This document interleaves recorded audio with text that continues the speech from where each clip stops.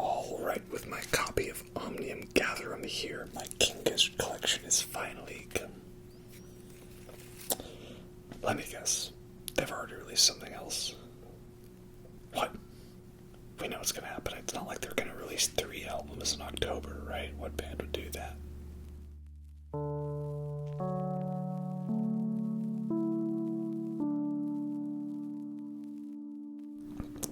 Hello everyone, and welcome to the ASMR review show.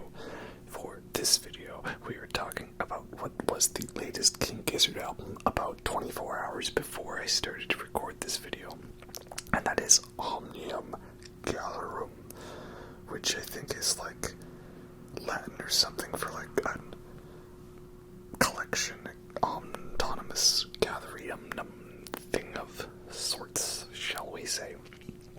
So, yeah, new King Gizzard album, we're going to talk about it, and it's a double album, their first, but not their only one, because they just announced they've got another double album on the way, these guys being the prolific musicians that they are. And I'm drinking this Orange Wedge Hazy IPA from Silver Valley Brewing, because Omnium Gatherum is like gumboot soup and ottomans in that they are collections signifying the end of one era of Giz and onwards to the future of another era. And I drank some weird orange flavored beer in the gumboot soup video. So since this is a similar type of album, I'm drinking a orange flavored beer in this one. And I couldn't really think of anything else clever, so that's just where we are now with that. But yeah, it's a tasty one. It's a hazy IPA, 7%. And so hazy, I believe that's when they don't filter the beer as much, so it gives you this cloudy look to the beer when it's in a glass. And I used to not be really big into the hazy IPAs, but it's something I'm kind of getting a taste for more now. That and pale ales. I used to not really be a big pale ale person. I would drink it, but it's not like, oh, that's my favorite one. Like when I go to a brewery, yeah, I want to try their pale ale. That's not the kind of person I was. But now that is the kind of person that I am. So, yeah, that's where we're at right now.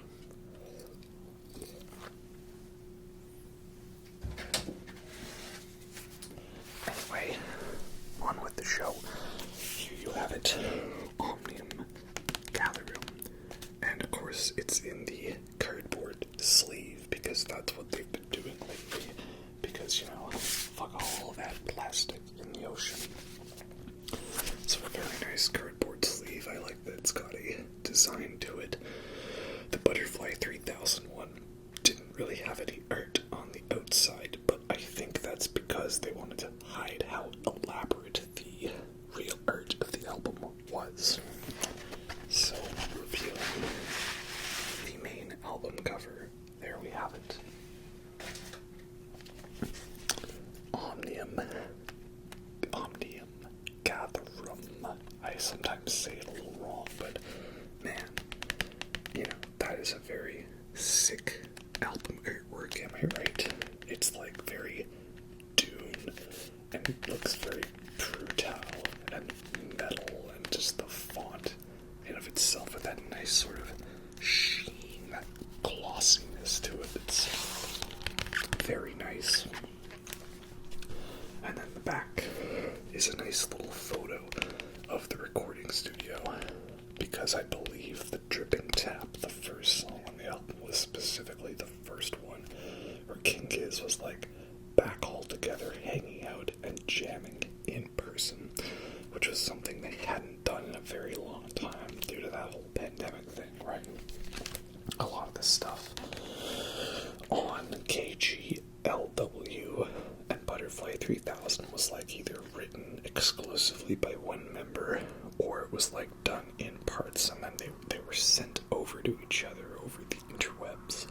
So yeah, this was one of the first studio. And then the gatefold has this very lovely Ottomans sort of looking artwork. Very nice, fun design, and I'm sure if we studied it enough, we could probably find weird references to other songs on the albums. So yeah, very nice, lovely artwork indeed. But despite the fact that it's a very metal looking album artwork, don't let that fool you. This album is actually not that metal, which for me, it's a little bit of a letdown because Metal Giz is my favorite Giz. Infest the Rat's Nest is my favorite album of theirs. And then my second favorite is like probably Murder of the Universe, which was their heaviest up until Rat's Nest. And then I also love the heavy microtonal stuff on Flying Microtonal Banana and KGLW. So yeah, that's more my style.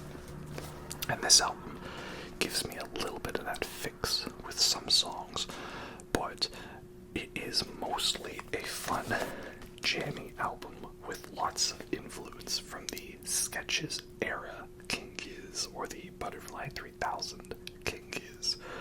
We'll kind of have to go track by track to kind of piece where all of these little individual parts fit in to the King Giz discography and the Gizverse, as we call it. You know, the lore of the band, shall we say. So it's a double album. And then the first sleeve we've got lovely photos of what we got. We got Ambi here, and I see Joey, and maybe that's Cavs, it looks like, and they're partying, having a great time, and some lyrics. And then more lyrics on the back, but it's like flipped. It's odd. And then the way they did this album was it was all like lucky rainbow wax, as they call it, so you didn't know what you were gonna get. So first record for me is this very lovely sort of chocolate brown with this sort of dark molassesness to it, so that's a pretty cool color. Don't know if I have any other King Giz records like that.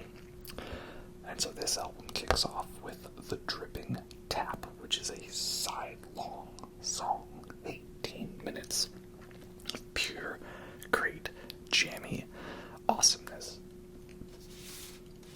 And I love this song because it's basically like King Gizzard were like, hey, you know how we're always jamming these songs longer and better in the live version?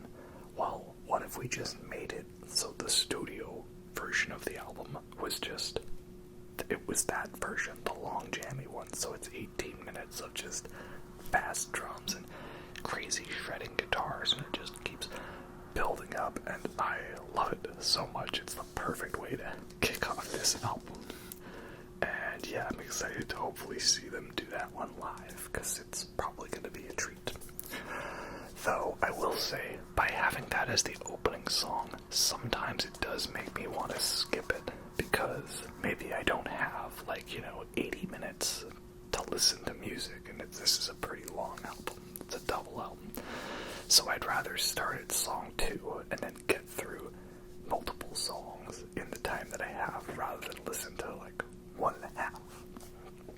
But don't let that, get me wrong or anything. It's a fantastic track. And then, again, I'm filming this the day that they announced the 3 October albums, and I've already put out that Ice 5 song and the track lengths, and a lot of them are looking like really long, jammy songs, so I'm okay with that.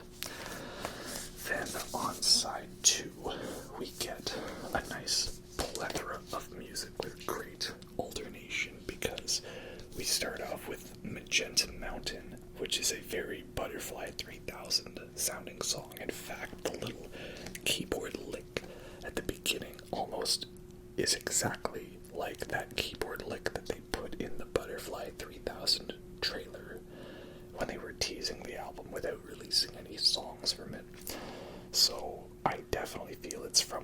it's cool that it's very chill, but it's got very deep sounding synthesizers to it. So yeah, a very great song. And then you've got Kepler 22b, which I believe is another certified Cookie Dog 69 classic from Craig the Man. And it apparently has an excerpt from Yamaya 1, performed by Barney McHale. And I don't know that song. But yeah, so Cookie wrote that one, and it's a fun, jammy, little jazzy song. Kinda gives me Gumboot Soup vibes, because a lot of the songs on Gumboot Soup were kind of funky jams, like Barefoot Desert, Last Oasis, Down the Sink, and Superposition, right? Which is funny though, because those songs are all leftovers from stuff like Sketches, so a very fun, vibey song, great bass on that one. And then, we had a fun jammy song, and we had two sort of synthy, fun hangout songs. Man, I wonder what's gonna be next. Oh yeah, the next song starts and it hits you with I am Gaia. So yeah, Gaia is a full-on thrash metal song, tuned all the way down to B, and it's a lovely, heavy song, exactly the type of sound I was hoping would be a little bit on this album. I mean, it's a lot more of a variety on this album, but the fact that we got something like a classic Rat's Nest is a win, in my opinion. And it's such a great, fun, groovy riff, and that drum lick that Cavs does during that main sort of pre-verse riff, it's something I've been tapping out.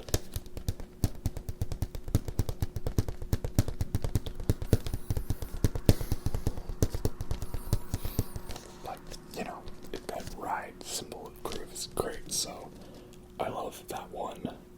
Hoping we get more like that. We'll see what happens, but, I always love a good thrashy song from Giz.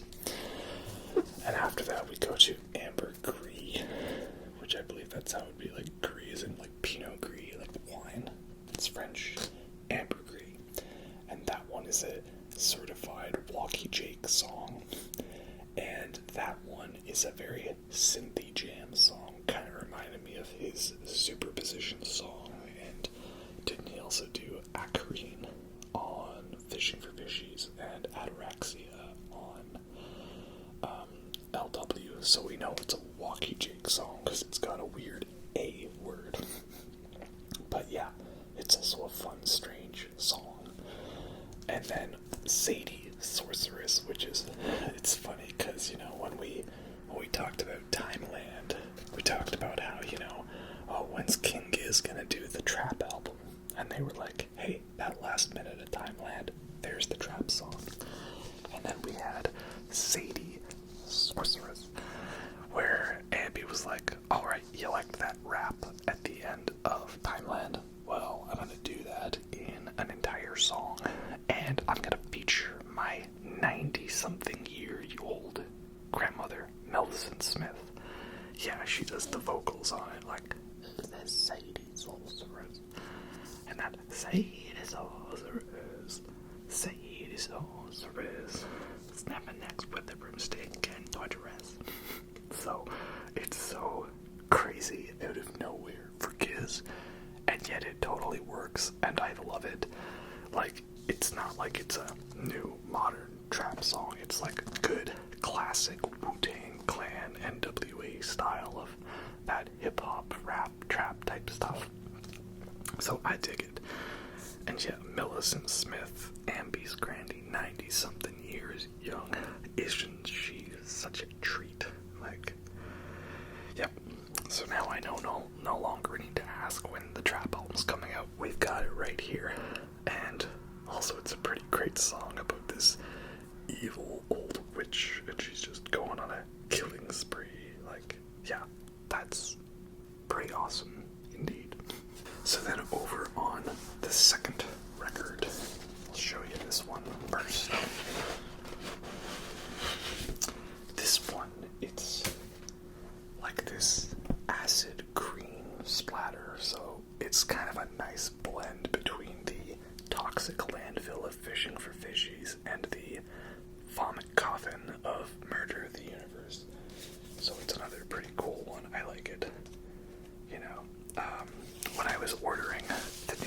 Gizzard albums.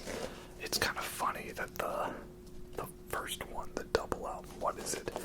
Ice, Death, Planets, Lungs, Mushrooms, and Lava. That one, almost all the variants sold it right away, so I only got the Lungs variation of it. And then there's the other two, Changes and Laminated Denim, and those ones didn't sell out nearly as fast, so I was able to actually pick the one that I wanted. So, the second part of this album begins with Evilest Man, which is a very nice song because it's a great combination of that groovy, synthy stuff from Fishing for Fishies, like especially Saibu.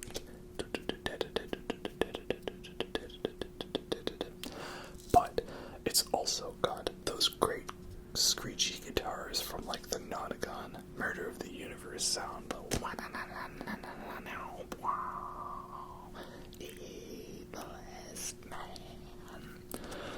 So yeah, it's really cool how that song does a perfect job of kind of feeling like it's both of those albums together, and yet it is its own song. And then we've got Garden Goblin, which is another certified classic from Cookie Dog 69. Though I don't think I like that one as much as Kepler 22B. This is my thing I can say about this album is the first half is very, very awesome. And then the second half has a couple of good jams here and there. But overall, I found that I wasn't listening to that second half nearly as much as I would with new King Gizzard stuff. It might be because the second half is that very, sketches, float along, fill your lungs, Ottoman's jammy psychedelic side of Giz, which is I know what they originally started as. But I like the heavier stuff. That's my style, so oh well. They can't all be hits for me personally, but it is all good music. Then you've got Blame It on the Weather. Again, another ambi prominent song, and these kind of all flow together. Same thing with Persistence. It's all of these songs that they just do a nice job of flowing together. This long, fun, jam, groove, funky nature to it, Down, down, blame it on the weather, burn it down. And then you've also got, oh baby, I got persistence, down, down, and go the distance. So, all nice, fun little songs. Again, no King Gizzard album in my mind is bad. And I'm not saying this album's bad either, just the first half catches my attention a lot more than the second half because of the style of Giz that I like. And then we've got the Grim Reaper, which is the new name for Ambi. On this one, he was originally Shrimpomaniac on Made in Timeland, and now he is the Grim Reaper on Omnium Gatherum. I can't wait to see what his alias on the rap segments of Laminated Denim will be, because we know that one is a Timeland sequel, because it's got a song called The Land Before Timeland, which, man, whoever was the guy that called that on Reddit, you're amazing. Now please say that money will be falling from the sky. And it's half an hour long, and it's got two 15-minute songs, so yeah. More rapping, ambi, please. I like Grim Reaper, great song, got a very dirty bit to it, and Is It Me, or does that song actually go slightly microtonal, I think, because it's got that Bankalama instrument, which I remember was the one that Stu mentioned was what got him into microtonal music, because it's a Turkish instrument, if I recall correctly. And then another fun song, Presumptuous. Again, a lot of these groovy, rhythmic stuff, all these little percussion parts to it, which is why I feel like Polygon Wonderland was an important album for them, because that one showed them all the fun tricks they could do with little extra percussion bits.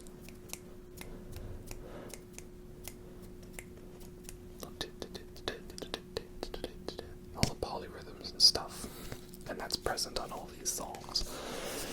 So yeah, super sumptuous. Another fun one. a lot of these P titles and stuff. Persistence, Presumptuous, and of course the next one, Predator X. So that one is basically part 2 for Perihelion from Rat's Nest, and that is a good thing, to the point where that solo bit even legitimately ends with the Perihelion riff. And it's a great song. I love how it's got this thrash bit to it, but it's like an odd sort of feel. Predator X on the sun as back to Mega. I don't know the lyrics off the top of my head. Yeah. Great song. I just kind of wish there was more to it, you know? Like Gaia feels like it's its full-on own song, whereas Predator X feels like they're just riffing on the Perihelion riff. But if they're gonna riff on a riff from a song and riff on that, that's a good one to do it. So that's good.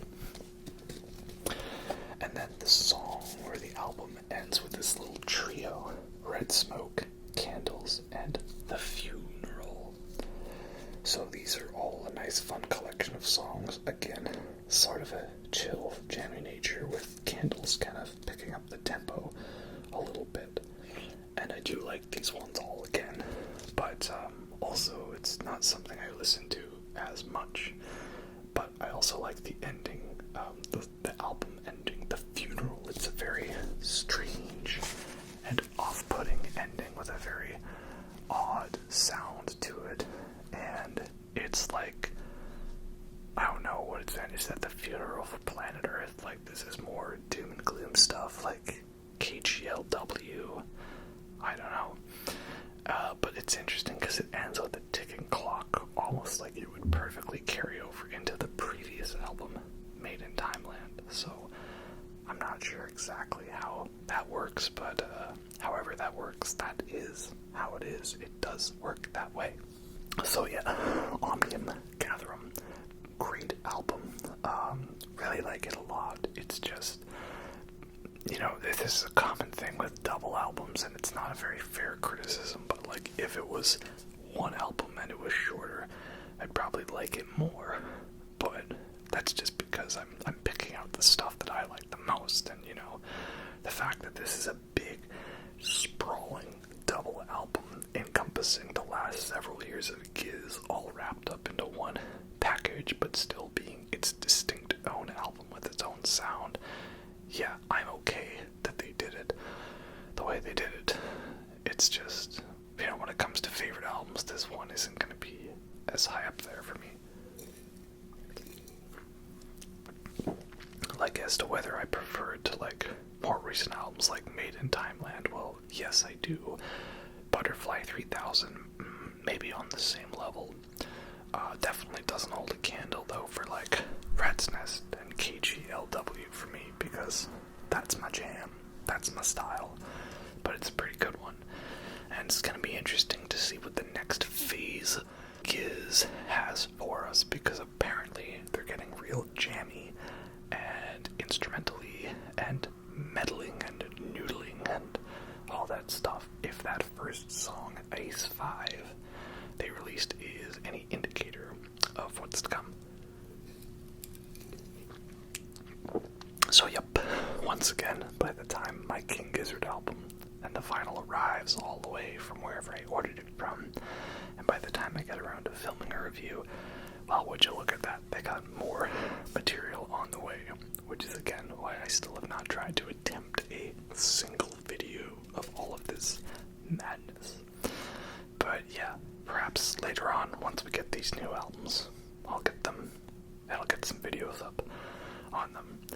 And sorry about not posting in forever, but it was a very hot time this time of year. Summer kind of sucks to film videos in when you're dying of sweat and you don't want to go on camera. Oh well. Anyway, that's all I've got for this album. That was a great 20 album run from those guys, and here's to 20 more, and another 20 after that, and maybe even 20 more. Hope you all enjoyed that, and have a good night.